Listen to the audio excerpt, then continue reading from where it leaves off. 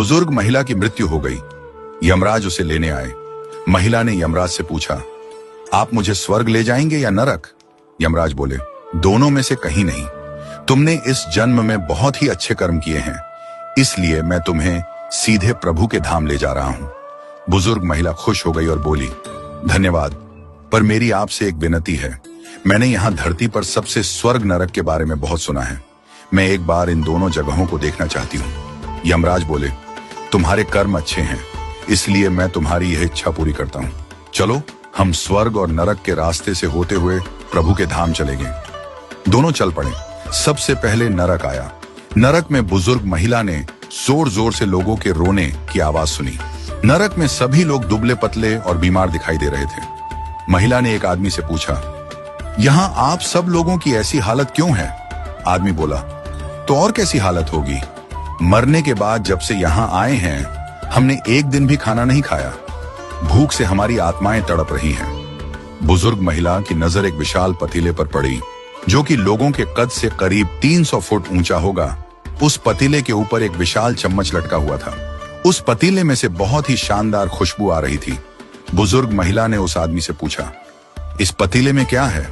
आदमी मायूस होकर बोला, ये पतीला बहुत ही स्वादिष्ट खीर से हर समय भरा रहता है। बुजुर्ग महिला ने हैरानी से पूछा, इसमें खीर है, तो आप लोग पेट भर के ये खीर खाते क्यों नहीं?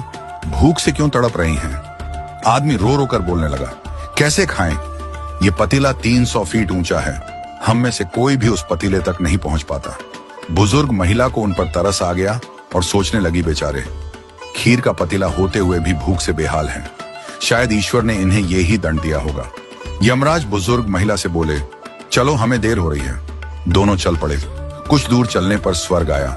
वहां पर बुजुर्ग महिला को सबकी हंसने खिलखिलाने की आवाज सुनाई दी। सब लोग बहुत खुश दिखाई दे रहे थे। उनको खुश देखकर बुजुर्ग महिला भी बहुत खुश हो गई। पर वहां स्वर्ग में भी बुजुर्ग महिला की नजर वैसे ही 300 फुट ऊंचे पतीले पर पड़ी जैसा नरक में था। उसके ऊपर भी वैसा ही चम्मच लटका हुआ था। बुजुर्ग महिला ने वहां लोगों से पूछा, इस पतीले में क्या है? स्वर्ग के लोग बोले, इसमें बहुत स्वादिष्ट खीर है। बुजुर्ग महिला हैरान हो गई। उनसे बोली, पर यह पतीला तो 300 फीट ऊंचा है, आप लोग तो इस तक पहुंच ही नहीं पाते होंगे। उस हिसाब से तो आप लोगों को खाना मिलता ही नहीं होगा। आप लोग भूख से बेहाल होंगे। पर मुझे तो आप सभी इतने खुश लग रहे हो, ऐसे कैसे? लोग बोले, हम तो सभी लोग इस पतीले में से पेट भर के खीर खाते हैं। महिला बोली, पर कैसे? पतीला तो बहुत ऊंचा है। लोग बोले, तो क्या हो गया, पतीला ऊंचा है तो? यहाँ पर कितने सारे पेड़ हैं। ईश्वर ने ये पेड़ पौधे, नदी, झरने हम मनुष्यों के उपयोग के लिए तो बनाए हैं। हमने इन पेड़ों की लकड़ियां ली, उसको काटा, फिर लकड़ियों के टुकड़ों को जोड़ के विशाल सीढ़ी का निर्माण किया। उस लकड़ी की सीढ़ी के सहारे हम पतीले तक पहुंचते हैं और सब मिलकर खीर का आनंद लेते हैं। बुजुर्ग महिला यमराज की तरफ देखने लगी। यमराज मुस्कुराए और बोले, ईश्वर ने स्वर्ग और नरक मनुष्यों के हाथों में ही सौंप रखा है। चाहे तो अपने लिए नरक बना लें, चाहे तो अपने लिए स्वर्ग। ईश्वर ने सबको एक समान हालातों में डाला है।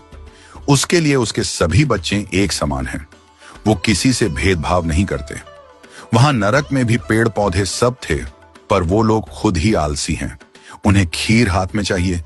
वो कोई कर्म नहीं करना चाहते, कोई मेहनत नहीं करना चाहता, इसलिए सब भूख से बेहाल हैं। यही तो ईश्वर की बनाई इस दुनिया का नियम है। जो कर्म करेगा, मेहनत करेगा, उसी को मीठा फल खाने को मिलेगा। अर्थात स्वर्ग एवं नरक आपके हाथ में ही है। मेहनत करें, अच्छे कर्म करें और अपने जीवन को स्वर्ग बनाएं।